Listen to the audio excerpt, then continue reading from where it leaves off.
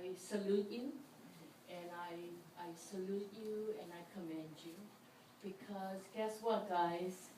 Schools are only as good as teachers. In everything we do, whether we teach about Korean history, or Korean shijo, or Korean culture, it's up to the teachers. Teachers can make it or break it. Teachers are the essential element of everything we do, because they touch the lives of all of our students, not just Korean students, but all non-Korean students. Enough about my little editorial.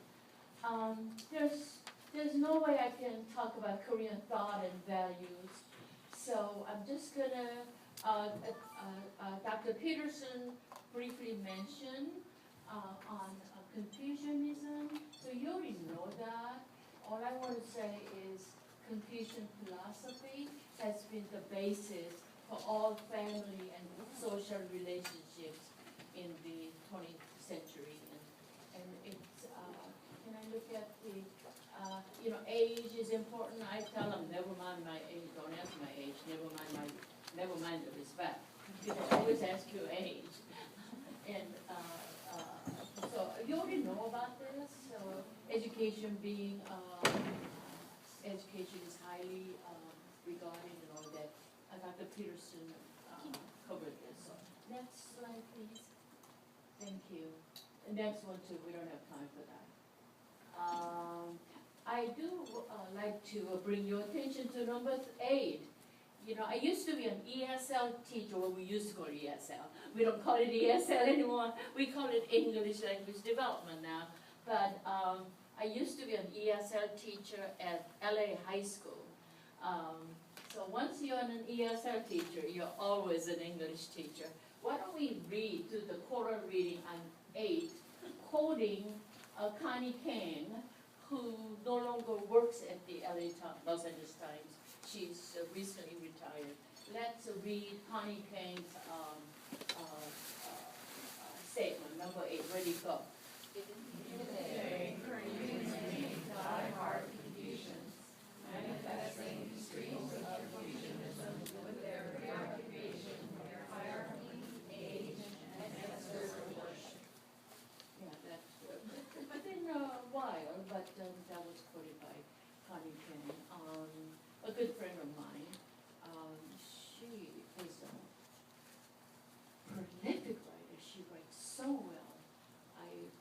I have my utmost respect for good writers. Next. When I don't know about up here, when I used to teach Korean culture for teachers on Saturdays at Munhawan, Korean Culture Service in Los Angeles, and people are always asking about the Korean flag and the American flag. So I did a little bit comparing and comparison, where how the Korean flag is about how we harmonize, how we have the opposite forces in the universe. We try to harmonize as opposed to American flag, the flag of justice and equity for all kind of stuff. So for those of you, thank you. For those of you, of course I don't have time to go over this, so for those of you who are especially interested in my PPT, I'm only a click away. Just email me. I will send the whole darn thing to you. And you also got to help me though. You have a homework. You got to help me to upgrade my PPTs too. Next. Again, it's about yin and yang, all of that. But I really want to talk about Korean immigration to America. I would like to give the credit where it's due. It's a little bit old, but there are, according to Dr. Ian Liu, who's also retired, there are 3 major waves of Korean Americans. How long Koreans have been in the United States? How long has it been? We've been here since 1902. They think that we've been only here since the Seoul Olympic Games in 1984 or something. We've been around. We've been here since 1902, the first wave of people, they were farm workers. They came to Hawaii to work in the sugarcane fields. Of course, like Dr. Peterson said, that Japan colonialized Korea from 1910 to the end of World War II, 1945. The second wave, who came here from 1945 to about mid-60s. A lot of students, a lot of war brides as a result of Korean War, and orphans came to America.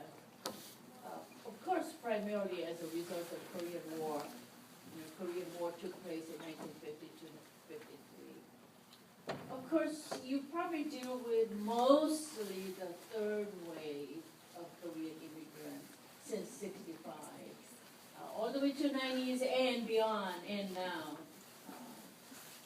The largest number arrived in response to the Immigration and Naturalization Act of 1965. It's the American government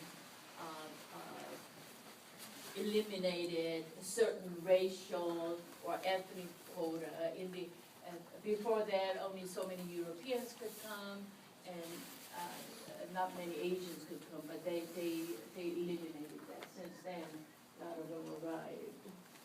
Some of the descendants of Wave 1 and Wave 2, some of them unfortunately didn't have all these opportunities, and some of them did not get to learn Korean culture and heritage and history. Some of them tend to be English-only speakers. And I have a good friend of mine who's a third-generation Korean American whose grandparents came during that to find an American educator who can write about American education system in Korean. Sometimes my even Korean is getting rusty, and so I just write it in English, and then the reporters kind of brush up and polish up my Korean.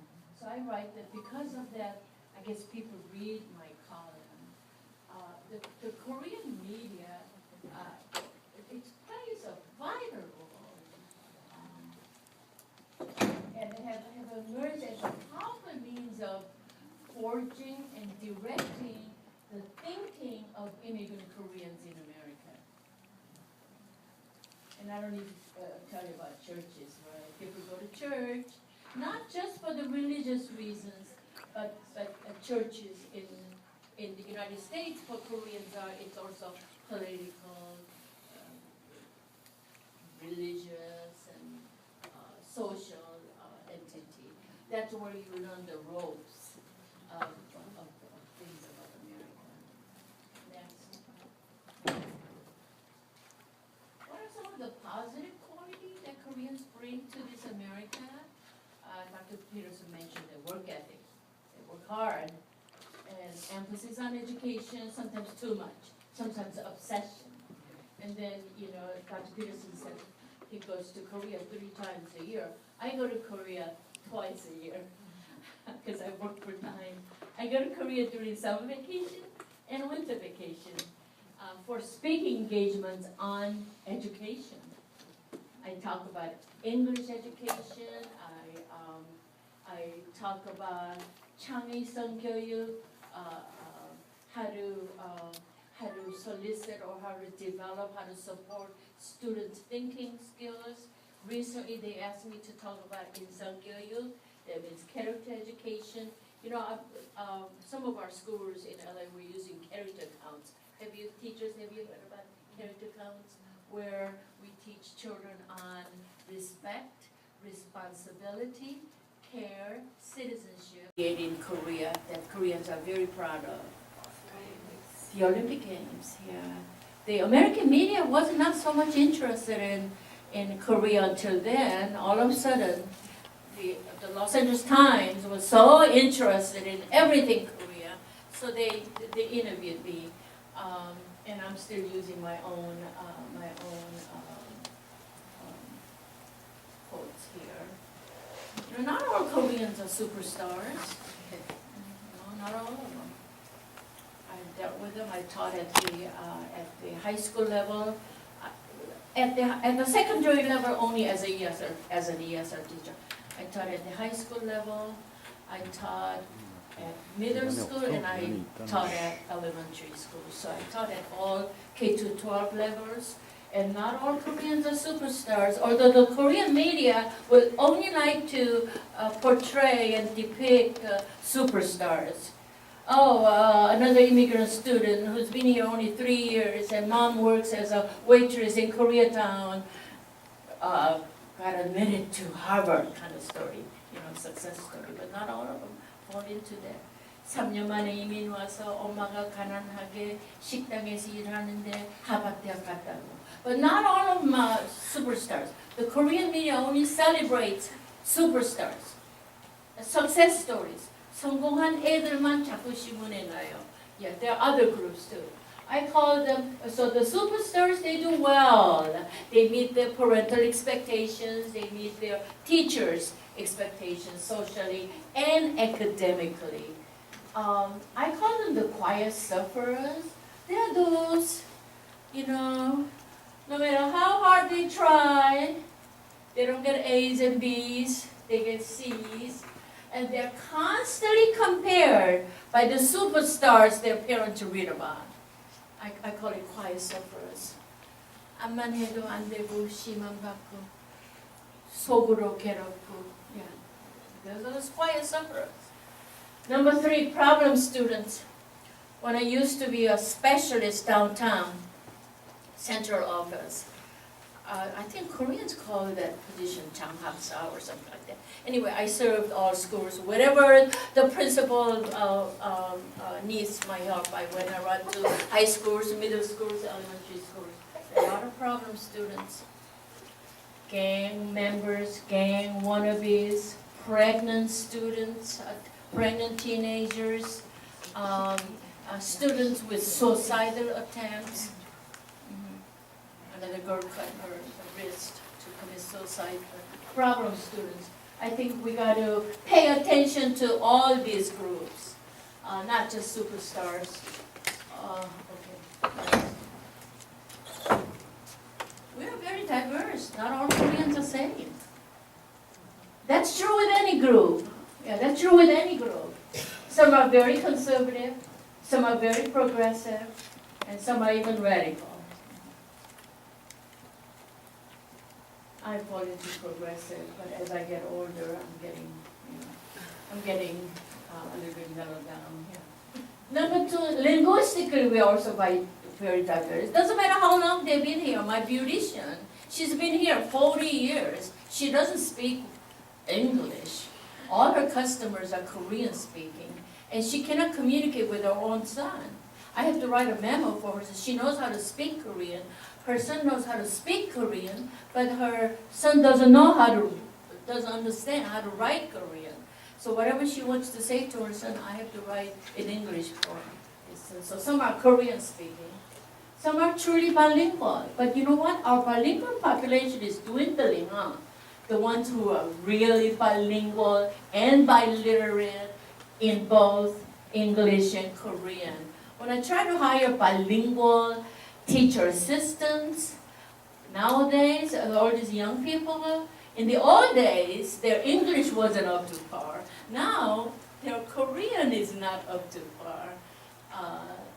And culturally also very diverse. Some are very Korean, some are very Korean-American, and some are very Korean. So we are very diverse.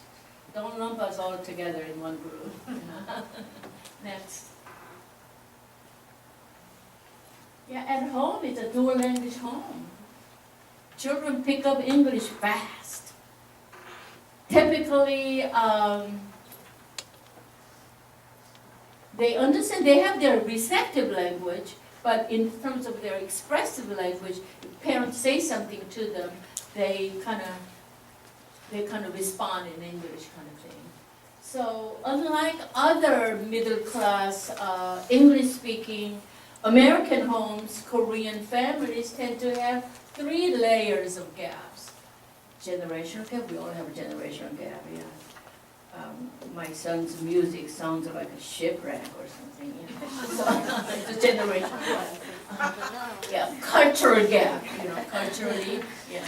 And then linguistic gap, one more, linguistic gap. You cannot communicate.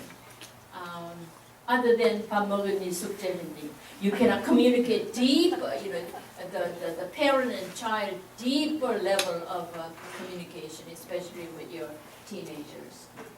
Next. I like to quote Stuart Cole. Stuart Cole is a Chinese-American attorney, and he's president, director of Asian American Legal Center. He works hard to advocate the rights of Asian Americans in Los Angeles.